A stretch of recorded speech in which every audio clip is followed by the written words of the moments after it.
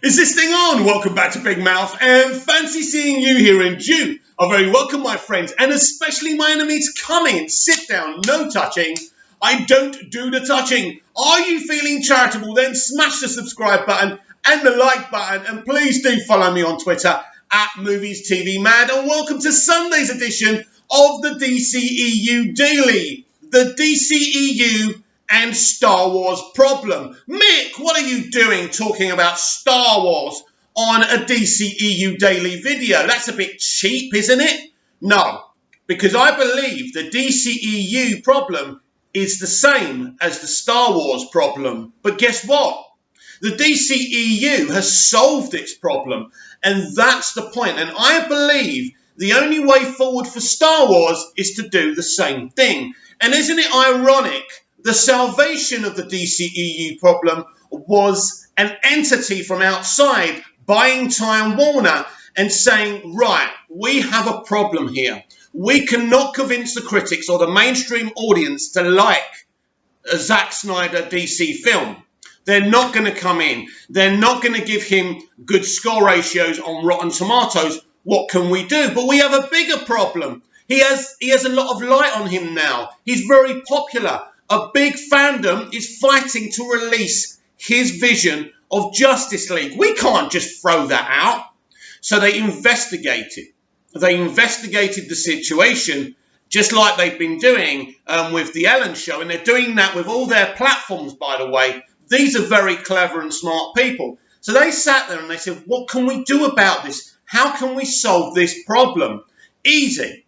DC Comics has a multiverse, right? We give Snyder his own platform on HBO Max to complete his Justice League movie. And if this works out well for this new platform, and we need something to launch. And this is a big thing. This has eyes on it. He has a lot of fans. It would be dumb not to do this. So they decide to do it. And basically, they're taking a let's wait and see scenario with Zack Snyder. With Zack Snyder.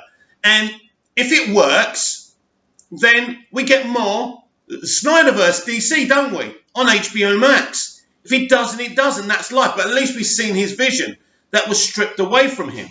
So all of a sudden, they have these plans to have these different visions, these different movies, and say, they're on different Earths. It's all different, right?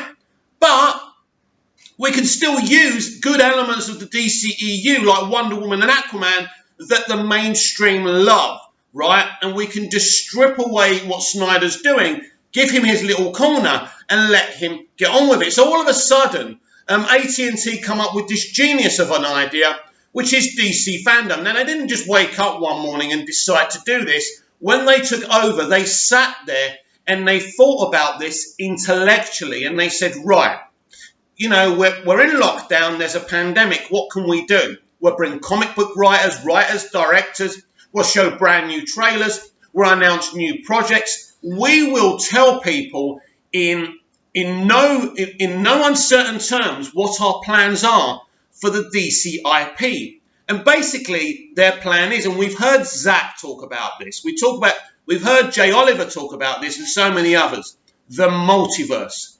The multiverse strategy is in full swing. The Batman, I'm sure we're going to get a J.J. Abrams Superman project. Justice League Dark, JJ's doing that as well. There's going to be lots of different universes and worlds implemented in this multiverse strategy. So they have solved the DCEU problem. So all of a sudden, they can put centrally what they want, and they can have Zack in one corner, they can have one director here, and another director here. They have solved the problem. Ironically, Disney Star Wars became a problem. Star Wars became a problem once Disney bought it. Now, we didn't think that was the case because the MCU worked out so well for mainstream audiences and critics, and everybody loves it. We thought there is no way Disney can make a mess out of Star Wars. The problem with The Force Awakens was that J.J. Abrams' vision was tampered. Simple as that. They were afraid. They were scared after the prequels because when Disney first bought Star Wars, the mainstream audience hated the prequels. There was a reputation. And so George Lucas's sequel trilogy that he had planned for years as part of his Star Wars vision was just kicked into touch. So basically, Kathleen Kennedy, Iger and Disney said, right, we've just got to play it safe here. Let's just rip off A New Hope, right? Let's hope they don't notice, and let's get that feel-good factor in, right? So they did, and it worked. Critics loved it, the mainstream loved it. $2 billion, over $2 billion globally.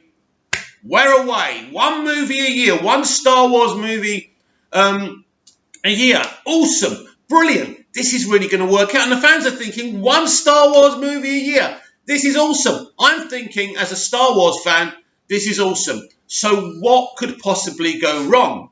Well, instead of allowing J.J. Abrams to do what he wanted within the platform of a trilogy, they brought in another director, Rian Johnson, to do whatever he wanted with this film. Even though it was supposed to be continuing from The Force Awakens, Johnson threw it all out. Then there was a problem. The profits were good, the reviews were good, but the fans was not happy, because basically here's a guy saying, I don't give a toss about the history of Star Wars. I don't give a toss about Luke Skywalker. I'm going to do whatever I want.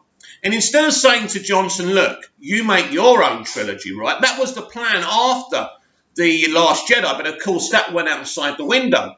So just like with the DCEU and the release of the Snyder Cut situation, because there's many situations within the DCEU which echo what happened within Star Wars and The Last Jedi. Man of Steel was divisive, but not as divisive as we were going to get with Batman vs. Superman. These are two movies I really like, but the mainstream audience kind of liked Man of Steel, because let's get this straight. Man of Steel was Goya's and Nolan's vision with Snyder's visual vision, if you like. And so it didn't make the $1 billion that Warner Brothers had predicted to Variety in an article. And if you think I'm wrong there, you can go and check out a Midnight's Edge video where I shared on my Twitter platform yesterday. So all of a sudden, Warner Brothers weren't happy. But this goes back to the point that they brought on Christopher Nolan to visualize this, to mold the clay of the DC Extended Universe. But he said, nah, I don't want to focus my whole time on a superhero franchise. I'll tell you what I'm going to do. Me and David will write the first film. We'll bring Zack Snyder, and he can run the whole thing. The problem is that DC Entertainment and Warner Brothers didn't want Zack Snyder. They'd worked with him before, and they knew what Snyder was and what kind of director he was, and they knew the fallout after Watchmen. It was there again with hardcore Watchmen comic book fans, and even, is it Alan Moore who created the comics, right? No one was happy with Snyder, right? But instead of thinking about this carefully and saying, do you know what? This is going to be problematic. You know what, Chris? If you're not willing to actually do this, thanks but no thanks, and we'll bring somebody else in who can, make this a big thing so we can get profits and the critics are happy. But they went along with what Nolan wanted, and it became problematic. So then, with Batman vs. Superman, was Batman vs. Superman supposed to be an official Man of Steel 2? I don't know. That's what everyone keeps on saying. But guess what? Batman vs. Superman basically was a Man of Steel 2 with Batman in it. Now, we don't know if they decided to add Batman into the element of this sequel because they felt that what Zack had done and David had done and Chris had done with the first film just didn't appeal to the mainstream audience enough. And so already you've kind of got a problem. So Batman vs. Superman is probably equally the most controversial film of all time, along with The Last Jedi. Basically, Batman vs. Superman to a lot of people is The Last Jedi of the DCEU. Let me be absolutely clear. I believe The Last Jedi is an underwhelming film, and I believe Batman vs. Superman is a unique, different take on the superhero genre, and I absolutely love it, and I always have. And when I first saw it, I thought critics were going to love it. I thought it was going to win awards. I thought it was going to make, groundbreaking box office, and the opening was groundbreaking, but people just didn't go back to see it because they'd already interfered with Snyder's work, cut half an hour off the film, and then out of desperation they had to release Snyder's vision. The director's cut situation already playing big within the DCEU. Then there's Suicide Squad. They interfere with that film. That becomes problematic. It makes lots of money, but the critics and the mainstream audience kind of don't embrace it. But it's not as controversial as BVS, and it does good box office considering what it costs to make. But they betrayed David Ayer big time, like they betrayed Zack Snyder with BVS, but they gave him his cut back. And then with Justice League, because of the fallout, because of what happened, they kept on pressuring Zack to rewrite it. And there's a lot of other rumours. In the end, they drove Zack out, and we got Justice League. And we all know what Justice League was. It was a Frankenstein's monster. We all know that. And then all the evidence was uncovered by the fandom and the campaign. And here we are now. But that campaign would never have worked if AT&T had never bought Time Warner. Now, Star Wars have got equally the same problem, because Disney really haven't coped very well with the pandemic. In fact, Warner Media have coped much better with the pandemic than Disney have. And let me explain to you why. Disney Plus may be a bigger success at this point than HBO Max, but AT&T are quite happy because they've got a long plan. They are going to develop their IPs. There will be big projects going forward on HBO Max with DC, with Harry Potter. There's already, is there a Gremlins animated series or an animated movie? They have big plans. So in the future, HBO Max will be more successful than Disney Plus. Disney have a real problem with Star Wars, and just like with the DCEU when AT&T came in, Disney are really going to have to sit down and think about what they're going to do next. Now they seem to have some plans. The Mandalorian has worked out really well, thanks to Jon Favreau. And we got Taika Waititi. Is he doing a film or a trilogy? We hear Kevin Feige's producing one. It's all a bit weird and mixed. And we've got the all-female Star Wars series as well, from Leslie Headland, which has been a very controversial announcement as well. So it's all a bit of a mess, because there's a problem as far as the fans are concerned with The Last Jedi. The Rise of Skywalker, basically, the rumours coming out from The Rise of Skywalker are crazier than what we heard from Justice League. We hear there's another Abrams cut. We hear there's a George Lucas cut. It's insane. Is any of this true? It wouldn't surprise me. And if there is a George Lucas cut, and if there is an Abrams cut, and if there is an Abrams cut, that means Abrams' vision was tampered with. But Abrams' vision for his Star Wars sequel trilogy was tampered with from the moment he first came in, when they didn't want to rock the boat with Star Wars fans because of the prequels. And they thought they were clever, having people like Simon Pegg come out saying how bad the prequels were, how disgusting they were. But actually what the sequel trilogy has done is made people appreciate what those prequels were. The prequels may not have been how we imagined them, but it was George's vision. And he had a different vision to us from what pre-New Hope would have been. And if you look back at those films, they're pretty clever. They set them out beautifully. And so now they've got this situation. Kathleen Kennedy will step down as president of Lucasfilm. Now, I know the rumours are that it's going to happen now, but her contract runs out in 2021. I think she's there till 2021. So she hasn't got long to go. So who's going to be the next president of Lucasfilm? That is the kind of, that's the big question now. Is it going to be Jon Favreau? Is it going to be Kevin Feige? Because Kevin Feige's already brought in Taika Waititi. Is that how you say his name right? So he's already brought one of his people in. So what does that mean? That Kevin Feige is now running Lucasfilm. And if he is going to be running Lucasfilm, how can he be running the MCU as well? Who's going to take that over? That's a very interesting thing. Jeff Johns for the MCU, wouldn't that be controversial? It'll make a lot of us laugh as well. But anyway, the point is that Star Wars is at the same crossroads that the DCEU was. And I think this is where we are now. What decisions are they going to make? Disney clearly don't understand Star Wars or Star Wars fans, but they don't really care about Star Wars fans. Kathleen Kennedy came in and promised George Lucas she would look after his baby for him. This is why he put her in charge of the studio and made sure that Disney would keep her. He forced Kathleen Kennedy upon Lucasfilm and the new Disney ownership, right? So the MCU was an easier ship for Disney because Feige was already there. They left him alone to do whatever he wanted. But even now, they're interfering with his vision. So it's going to be very interesting what happens with this new phase. Because of the pandemic, the MCU is on hold. Who knows when Black Widow will come out? Will it be VOD? Will it be cinematic? Nobody really knows at this point. And so it's interesting what's going on with the MCU as well.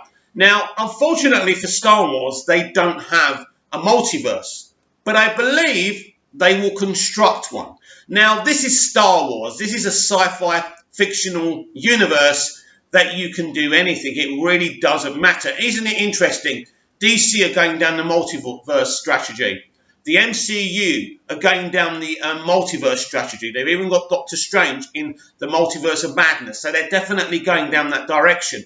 And I believe Star Wars will go down that direction as well. Now, there are rumours that what they want to do is delete the sequel trilogy from canon. It sounds pretty dumb. There's a rumour that Lucas's sequel trilogy could be brought into play. Again, nobody knows. Is this wishful thinking? Are they just going to carry on? Don't forget, I don't think there's going to be another Star Wars film for 3 years, but The Mandalorian Season 2 is coming out pretty soon. I don't know when they're going to start filming it. If they've already filmed it, I'm not quite sure. There's an Obi-Wan Kenobi series. That's really exciting. That's been delayed a couple of times as well. That's been problematic. Listen, Kathleen Kennedy's leadership is as problematic as what the DCEU did, what Warner Brothers and DC Entertainment did. You know, as I said, they never wanted Zack Snyder, and Disney never wanted Kathleen Kennedy, but George wouldn't sell without her being there because he felt he needed someone to protect his vision. And what a deep, deep mistake he made. He misjudged her, and he misjudged the situation. Selling Lucasfilm is the biggest mistake George Lucas ever made, and it goes back to the hate he got for the prequels. He wanted rid anymore. The passion wasn't there for him for Star Wars, and he wanted it to carry on through the generations. He wanted his legacy to continue. But his sequel trilogy doesn't continue his legacy. It betrays it. And that's a shame. But this is what happens with conglomerates and companies. They only see the money. But they don't understand Star Wars. And they don't understand the more they push away from the fans, the bigger problem they have. Because just like the release the Snyder Cut community came from what they did to Zack Snyder and Justice League and all of that, the fandom menace came from The Last Jedi. And they've been pushing and fighting ever since. The problem with the fandom menace is they're classed as ultra-right-wingers, and so that gives the respect that they could have, because they have pushed Disney back a lot, and people have listened to them. But the problem is, because they are very political, that makes them a massive problem. Now, the release the Snyder Cut community were just treated as a joke in the early days. But as Zack Snyder got involved and other people who work in the industry got involved, I mean, people like Subway backing the campaign, it's one of the most historic things I've ever seen in any industry, and it's fantastic. So I do believe that the Star Wars problem is exactly the same problem as the DCEU problem was. Bringing people in, a company had no faith in. The company didn't have any faith in Zack Snyder, and the company didn't have any faith in Kathleen Kennedy. But the truth is, Zack Snyder's vision for the DCEU was a great one. Unfortunately, if you're a business, you need the mainstream audience to be behind you. And if they're not, you've got a problem. And this is what they've decided to do. If you've got a multiverse, then you can have different films with different visions, and no one can question them, right? So if you're going to if J.J. Abrams does a Superman film and you like that better than Snyder's Superman, great. But if you prefer Cavill, and the Henry Cavill situation is interesting as well, because we've heard nothing about his future, if he has a future. So DC fandom is a very vital situation now, because the announcements we hear, I believe, are going to make a lot of people look really stupid. And I believe there's big announcements. I believe Michael Keaton's Batman will be announced for Flashpoint. I believe he will get his own movie as well. Flashpoint will be a launch point for his Batman to continue on. These are AT&T decisions. These are Walter Hamada and Jim Lee decisions. These are decisions to make DC live action and animated something for everyone. Because the original DCEU under Zack Snyder wasn't something for everyone. It was something for one type of person. Me, you, whoever loves all that, right? But DC should be for everyone. And we should never say, sod the multiverse and it's all about the Snyderverse. That's very selfish. You're going to get the Snyderverse. We're getting Zack Snyder's Justice League. And the only way you can get his universe to continue is to support his Justice League. That's the only way. Arguing on Twitter makes no difference, right? And it's really funny listening to people arguing about animated Snyderverse content when we haven't even had Zack Snyder's Justice League yet. That's why it's stupid. We're talking about pandemics and how it will work out to do animated stuff. Maybe we will. But first, Zack Snyder's Justice League has to be completed. It has to be viewed. And it needs to be supported. And people need to like it. And if it's liked, it's not even about it being liked. If it's viewed and it gains the HBO Max platform subscribers, then you're going to get more Snyderverse. It's as simple as that. It's about money. It's about the grid. And Star Wars are in the same situation. Star Wars is such a big platform if you get it right. I believe the animated platforms they've done for Star Wars have been great. And I believe that The Mandalorian is great too. And the Obi-Wan Kenobi project, bringing Ewan McGregor in, genius. Who's making these decisions? Is it Favreau? Is it Filoni? Is it Kennedy? I don't believe Kennedy's made any real decisions apart from the Ledley Headland project, all-female Star Wars project. And that isn't even guaranteed. By the way, I don't have a problem with an all-female Star Wars. If it's good and it's watchable, bring it on. But it can't just be about ideological platforms. It's got to be about the entertainment too. This is what Hollywood is missing right now. Basically, with Star Wars is different to the DC or the MCU. If you have a multiverse in the history of those comics, you can have different visions. Now, maybe you can do the same with Star Wars, have different visions and different worlds, if you set up this multiverse or call it something else. I believe that's their plan, but they're not talking about their plan, and that is a problem. And this is the genius of AT&T. By formulating DC fandom and being straight with people what they're planning to do, it's a big push forward, because Warner Brothers were never like this in the past. They were secretive, they could never make their minds up, and there was always infighting, there was always problems, like the Zack Snyder situation. But now we all know where we're heading, to the multiverse, where DC becomes something for everyone. And that's what Star Wars needs to become. Because if they don't come up with a plan pretty soon, everyone's going to lose faith in them. Because Star Wars isn't what it was. People are not just blindly going to support Star Wars projects. We've already seen that with Solo, right? And the fallout of The Last Jedi. So they need to do something. I believe the mainstream audience are now convinced by AT&T's plan for the multiverse strategy. Overnight, AT&T have changed the reputation of DC projects and platforms. Live action, animation. It's very clever because AT&T are very clever. But are Disney clever enough to turn this terrible Star Wars situation around? Comment down below, like, share and subscribe, and I'll be back tomorrow with even more DCEU Daily. See you again soon.